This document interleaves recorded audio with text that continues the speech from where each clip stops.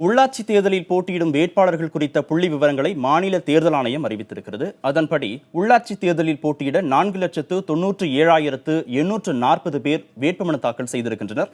மேலும் கடைசி நாளான நேற்று மட்டும் 2,45,802 பேர் வேட்புமனு தாக்கல் செய்திருப்பதாகவும் தெரிவிக்கப்பட்டிருக்கிறது.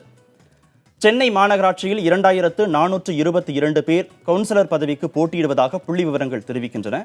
கோவையில் கவுன்சிலர் பதவிக்கு 716 பேரும், திண்டுக்கல்லில் 172 பேரும் மனு தாக்கல் செய்திருக்கின்றனர்.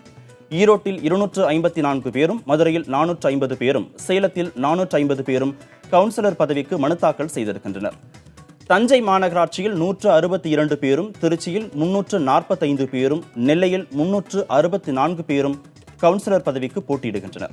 திருப்பூரில் 309 பேரும், தூத்துக்குடியில் 127 பேரும், வேலூரில் 220 பேரும் மனு தாக்கல் செய்திருப்பதாக அறிவிக்கப்பட்டிருக்கிறது.